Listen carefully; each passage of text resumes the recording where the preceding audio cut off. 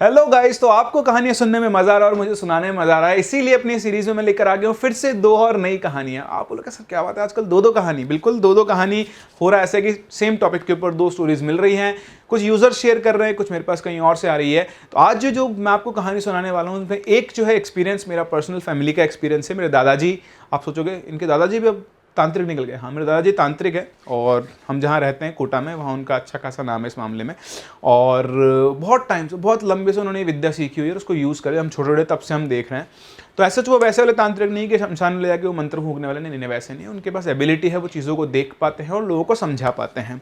तो ये जो पर्टिकुलर एक इंसिडेंट है, उनसे मुझे पता लगा, तो एक वो मैं आपसे शेयर करने वाला हूँ। और एक हमारे यूज़र हैं, उनका नाम मैं नहीं बता पाऊंगा, उन्होंने कहा है कि नाम सीक्रेट रखना है। तो स्टोरी उनकी बहुत ही रियलिस्टिक है। थोड़े पॉइंट्स आपको ऐसे लगेंगे कि फेक है, बट मैं अगेन वही बात बोलूँगा, जिसके साथ होता है उसे पता लगता है, उसने अपनी आंखों से देखा है वो मानता है। तो मानो ना मानो वो आपकी इच्छा है, उसके लिए मैं आपको प्रेशराइज नहीं कर सकता हूँ। लेकिन हाँ, उन्होंने कहा है नाम नहीं बताना, इसलिए मैं आपको नाम यहाँ पर नहीं बताऊंगा। और आपको पता है कि मैं स्टोरी क्रेडिट हमेशा लिखता हूँ जिन लोगों ने मुझसे शेयर की उनके लिए। खैर, दूसरी बात, बहुत सारे लोग मुझसे स्टोरी शेयर कर रहे हैं, तो आप प्लीज़ पेशेंस रखें, मैं आपकी स्टोरीज भी ज़रूर शेयर करूँगा अगर वो अच्छी है तो। कभी कभी छोटे छोटे एक्सपीरियंस होते हैं, वो मेरे हिसाब से शेयरेबल नहीं होते हैं, उनमें आप लोगों को मज़ा नहीं आएगा। बट स्टिल, जहाँ पर भी अच्छी चीज़ें होती हैं, जो इंटरेस्टिंग चीज़ें हैं, वो मैं आपके साथ हमेशा शेयर करता हूँ। तो ये शुरुआत करते हैं आज की स्टोरीज़ की। देखिए भाई, हमने बचपन से जिन का नाम तो सुना ही है, तो आज हम सुनने वाले हैं दास्तान जिन। दो दास्तानें हैं जिन की। और हमने तो जो जिन देखा वो चिराग से घिसने पर निकलता है और बहुत सारे पैसों की बारिश कर देता है। लेकिन कुछ जिन अलग अलग तरह के होते हैं, है ना। जिन बेसिकली अरबिक मिथ है और वहीं से इनका मतलब बेसिकली इवोल्यूशन हुआ है। तो क्या होते हैं क्या नहीं होते, इसमें मैं डिबेट नहीं करता हूँ, आप गूगल कर सकते हैं, ढूंढ सकते हैं चीज़ों को। स्टार्ट करते हैं अपनी पहली कहानी के साथ, पहली स्टोरी के साथ। स्टोरीज मैं सुनाऊँ उससे पहले, इस कहानी के सभी पात्र वास्तविक हैं, इसका किसी भी व्यक्ति, वस्तु या स्थान से कुछ भी लेना देना हो सकता है और ये एकमात्र संयोग नहीं होगा। स्टोरी आप अपने रिस्क पर सुने, इस पर मेरी और चैनल की कोई जिम्मेदारी नहीं होगी। खैर मजाक कर रहा हूँ। चलिए स्टार्ट करते हैं। सबसे पहले जो हमारी कहानी है वो हद से बहुत पुरानी है, बहुत पुरानी। मेरे दादाजी से मैंने आपको बताया कि वो ज्योतिष हैं और वो इन सब चीज़ों को जानते हैं, उनको विद्या थी और बहुत ही वो अपने टाइम में बहुत फेमस रहे हुए हैं। तो यहीं पर कोटा के पास में ही एक जगह है, ठीक है, मतलब डाबी उसको बोलते हैं, बूंदी या डाबी ऐसी एक जगह है। उस मतलब मैं तो जानता हूँ जगह, आप नहीं जानते होंगे। तो वहाँ के एक सरपंच थे, उन सरपंच साहब का एक ही लड़का था, ठीक है। और अचानक से एक दिन वो लड़का अरेबिक बोलने लग गया, मतलब अजीब सी लैंग्वेज बोलने लग गया जो कोई नहीं जानता, ठीक है। कभी वो बहुत ज़्यादा पढ़ा लिखा नहीं था, कभी वो फरफट इंग्लिश बोलने लग जाता था, कभी वो कोई दूसरी लैंग्वेज बोलने लग जाता था। और पता नहीं वो अजीब सा बिहेव करने लग गया था, बैठ बैठ एकदम चिल्लाने लगता और अजीब अजीब सी भाषाएं बोलने लगता, हंसने लगता। तो सभी लोगों को लगा पता नहीं इसको क्या हो गया है। तो वो आदमी दादाजी के पास भी पहुंचा, उसने बताया कि ऐसे ऐसे मेरा बेटा है। और वो जो है, भाई देखो मेरे को बहुत डिटेल्स नहीं पता है, उन्होंने जितना बताया मैं उस हिसाब से आपसे शेयर कर रहा हूँ। तो उन्होंने बताया कि भाई मेरा बेटा है और वो ऐसे ऐसे ना रात को अचानक से कोई भी भाषा बोलने लग जाता है, गुस्सा करने लग जाता है, ज़ोर ज़ोर से हंसने लग जाता है, अजीब अजीब सी हरकतें करता है। तो मेरे दादाजी ने उसको, उस लड़के के पास गए, उसको देखा, उसको देख के उन्होंने वही अपना कोई जो तंत्र मंत्र होता है उसके थ्रू उन्होंने उससे बात की। तो वो जो था उन्होंने उसको उसके शरीर से, उन्होंने बोला कि शरीर में कुछ घुसा हुआ है। तो उन्होंने उसको निकालने की कोशिश की।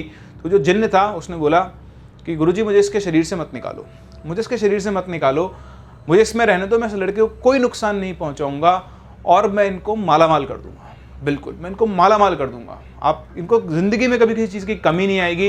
ये जितना सोच नहीं सकते उससे कहीं ज़्यादा मैं इनको धन, है ना, सब कुछ ला के दे दूंगा, और आप मुझे इस लड़के के शरीर से मत निकालो। तो दादाजी सरपंच साहब से बोला, सरपंच जी ऐसे बोल रहा है, आप बताओ क्या करना है। तो वो बोलता है कि साहब मेरा तो एक ही बेटा है, मुझे कोई धन दौलत नहीं चाहिए, मुझे तो अपना बेटा चाहिए। तो उन्होंने बोला कि भाई तू निकल यहाँ से और इनको कुछ नहीं चाहिए। तो बोलता है कि देख लो गुरुजी, अगर मैं चला गया तो ये फ़कीर हो जाएंगे। मतलब उस टाइम पे वो सरपंच थे, उनके पास बहुत ज़मीनें थी, बहुत सारा पैसा था, अच्छा खासा ठीक था। उन्हें लगा कि कुछ नहीं होगा और उन्होंने बोला कि नहीं नहीं नहीं, मुझे तो मेरा बेटा चाहिए, मुझे कोई पैसा कोई धन दौलत नहीं चाहिए, मेरे पास बहुत है। तो फिर जिन ने बोला कि ठीक है, मैं ऐसे तो नहीं जाऊँगा, ठीक है। उन्होंने एक चैलेंज दिया, बताओ जिन भी चैलेंज दिया करते थे। तो जैसा उन्होंने बताया, उनको चैलेंज दिया, चैलेंज ये दिया कि भाई ये मंदिर है, मंदिर की दहली से आपको मंदिर के अंदर तक पहुँचना है दिया जलते हुए, और अगर आप पहुंच गए तो मैं चला जाऊंगा, और अगर आप गिर गए या दिया गिर गया, दिया बुझ गया, तो आप, मैं नहीं जाऊंगा, फिर मैं यहीं पे रहूंगा। तो जैसा उन्होंने मुझे बताया कि ऐसा एक चैलेंज हुआ और जिनने बहुत कोशिश की, बहुत उनको रोकने की कोशिश की, अल्टीमेटली वो मंदिर के वहाँ पहुँच गए और पहुँचने के बाद उसने अपना प्रॉमिस पूरा किया और उनको छोड़ के चला गया। जैसे उसकी बॉडी को छोड़ के गया, उसके 1 साल के अंदर ही उनकी सारी ज़मीनें बिक गई। वो लड़के की तबीयत बिल्कुल ख़राब रहने लगी, मतलब अल्टीमेटली वो बिल्कुल फ़कीर हो गए। और ऐसा नहीं कि वो लड़की डेथ हो गई, वो है अभी भी, लेकिन अब वो नॉर्मल है और मतलब अब तो टाइम हो गया बहुत, उस टाइम तो वो नॉर्मल थे आराम से। फिर कुछ सालों बाद शायद उसकी डेथ भी हो गई थी, जैसा उन्होंने मुझे बताया। बट हाँ, ये एक बहुत इंपॉर्टेंट सी टेंडेंसी आती है इस चीज़ के अंदर कि जो कुछ जिन्न होते हैं उनके बहुत अजीब अलग अलग पावर्स होती हैं, ठीक है। जैसा वो कह रहा था कि अगर मैं यहाँ रह गया तो मैं इनको मालामाल कर दूंगा, तो आप मुझे बाहर मत निकालो, मैं इनको मालामाल कर दूंगा, जो चाहेगा वो इसको मिल जाएगा, बस मुझे इसके शरीर में रहने दो। तो ऐसे लोग भी होते हैं। तो अगर आपको ऐसा मौका मिले तो कोई आपके अंदर आ जाए और आपसे बोले कि बस मुझे रहने दो, बाकी तो मैं तुमको दुनिया की जो चीज़ चाहिए वो ला दूंगा, वो अलादीन वाला है ना, तो अलादीन वाला जीनी हो गया एक तरीके से, बट वो आपके शरीर को आपका घर बनाना चाहता है। तो आप कमेंट सेक्शन में जवाब देकर मुझे ज़रूर बताएं कि आपको अगर ऐसा चांस मिल जाए तो आप क्या करोगे, आने दोगे या मना कर दोगे, है ना। तो ये थी एक छोटा सा इंसिडेंट जिसकी बहुत ज़्यादा डिटेल्स तो मैं नहीं जुटा पाया क्योंकि बहुत पुरानी बात हो गई है। चलते हैं अपनी दूसरी स्टोरी की तरफ। क्या स्टोरी सुनाई है तुमने? क्यों भाई, देख अगली स्टोरी मैं सुनाऊंगा, उसे कहते हैं स्टोरी। अरे चलिए भाई, अगली कहानी आप इससे सुनिए, मैं चलता हूँ।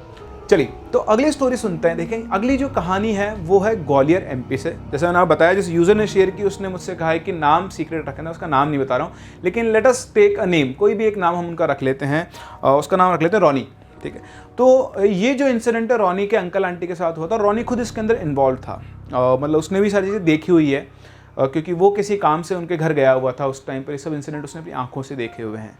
तो बहुत ही खतरनाक से इंसिडेंट्स हैं, स्टोरी को लास्ट तक ज़रूर सुने, मतलब आपकी हो सकता है रूह कांप जाए सुनकर, ठीक है। तो रोनी की जो अंकल आंटी थे वो आज से कुछ साल पहले की बातें हैं ये सब, और वो उस टाइम पर घर ढूंढ रहे थे। उनकी 2 बेटियां थी और वो दोनों खुद थे।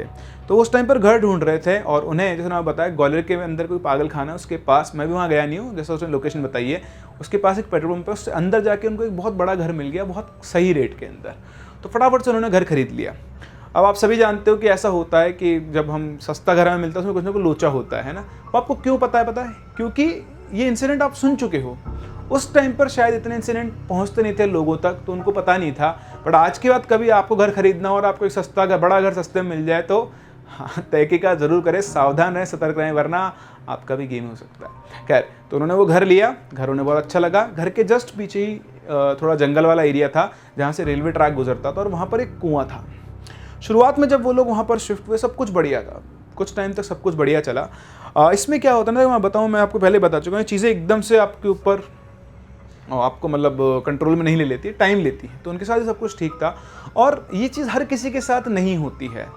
कुछ लोग होस्ट होते हैं, कुछ लोग वल्नरेबल होते हैं इन चीज़ों के लिए, और वो चीज़ें आसानी से इनके अंदर एंटर करके इनकी बॉडी को कंट्रोल कर लेती है। तो कुछ ऐसा ही रॉनी की आंटी के साथ भी था। वो एक होस्ट थी इन सब चीज़ों के लिए, वो वल्नरेबल थी। तो कुछ ही टाइम के बाद लोग कहते थे कि वहाँ पीछे जो कुआं था उस कुएं के अंदर बहुत सारी आत्माएं और एक जिन्न का वास था।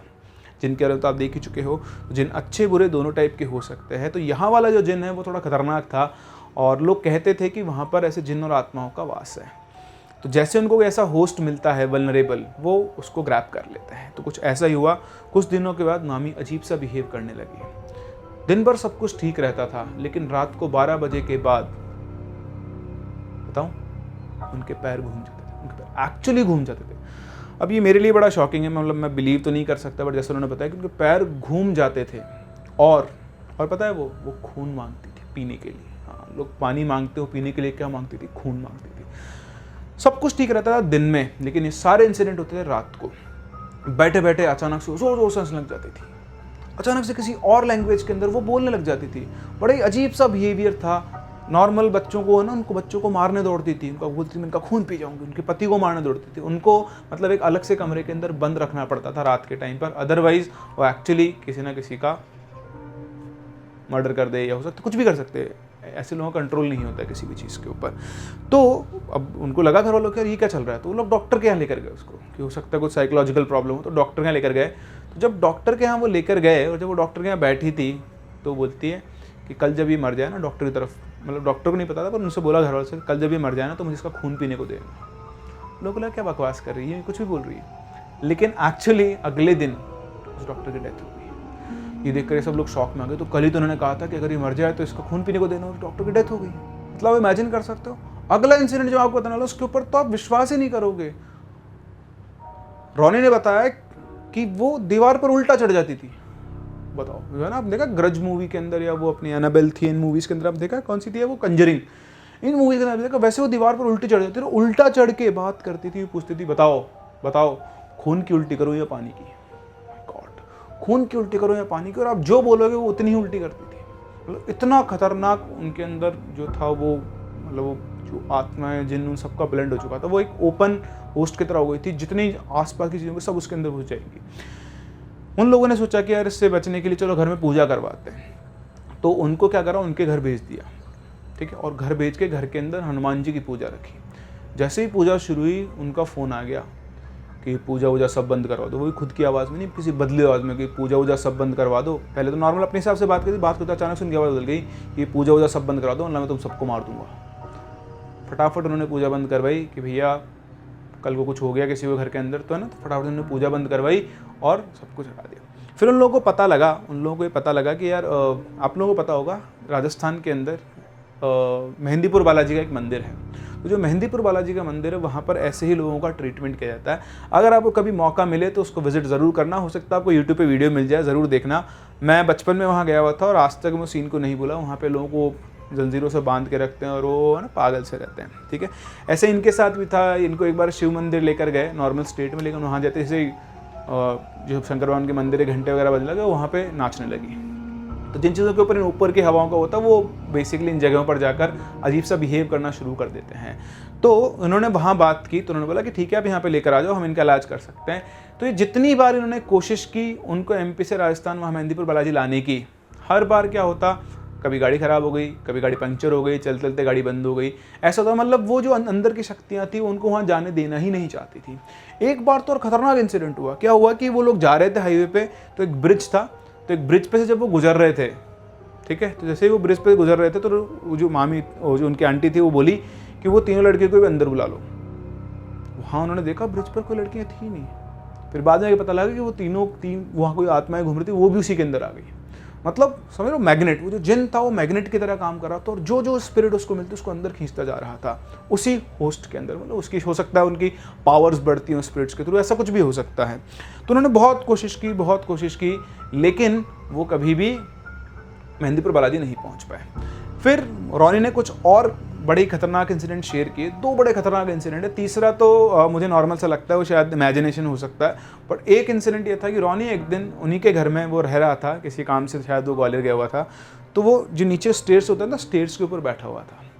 तो उसकी आंटी जो है रोनी के पास आई, उसके पास बैठ गई और हंसते बोली, रोनी मैं अगर यहीं बैठी रहूँ और नीचे से उतर कर मैं यहीं बैठी रहूं, लेकिन नीचे उतर कर तुझे आवाज़ लगाऊं तो तुझे कैसा लगेगा?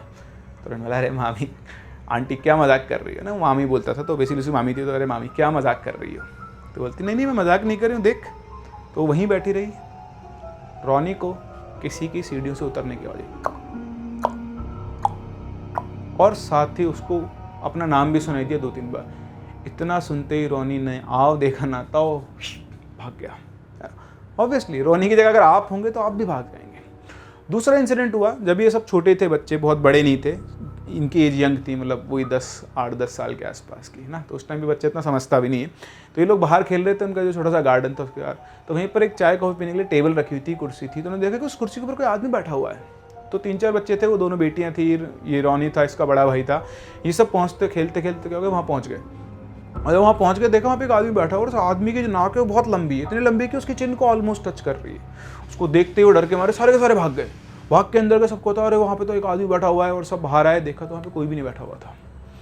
पता नहीं कौन था कौन नहीं था, कौन जानता है, लेकिन ये उसने एक्सपीरियंस शेयर किया। तीसरा जो एक्सपीरियंस हुआ था वो था इसके भाई के साथ। पुराने पहले के टाइम की बात है, जनरली हम सभी जब छोटे थे हम छत पे सोया करते थे। तो ऐसे ही रोनी का बड़ा भाई भी छत पे सोया हुआ था, और भी लोग थे।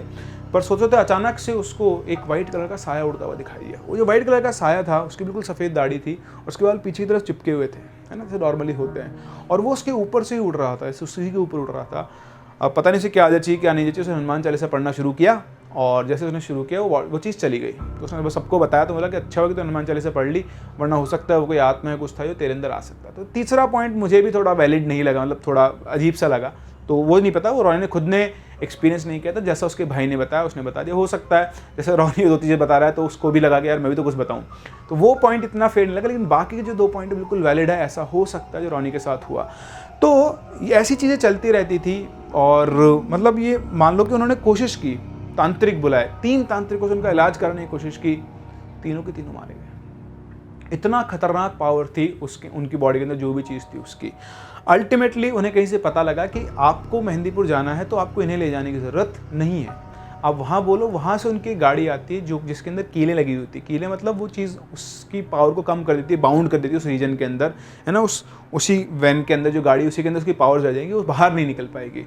तो वो वैन आई, उसके थ्रू वो उनको लेकर गए, फिर उनका इलाज कराया।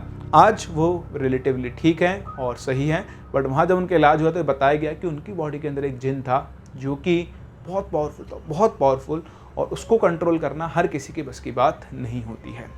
तो इनके बारे में बहुत सारी कहानियां हैं, सुनिए आपने जिन्नों के बारे में। आप चाहें तो इनकी डिटेल्स और पढ़ सकते हैं। माइथोलॉजिकल कैरेक्टर्स हैं, होते हैं नहीं होते हैं तो मुझे नहीं पता, लेकिन हाँ ये 2 इंसिडेंट थे, बिल्कुल रियल थे। इनके अंदर कोई एडिशन या फिर कोई ऑल्ट्रेशन नहीं है, जैसा इन्होंने मुझे बताया, जैसे मुझे मेरे दादी ने बताया। दोनों स्टोरीज मैंने आपके साथ शेयर की। आई होप आपको ये दोनों इंसिडेंट बहुत अच्छे लगे होंगे।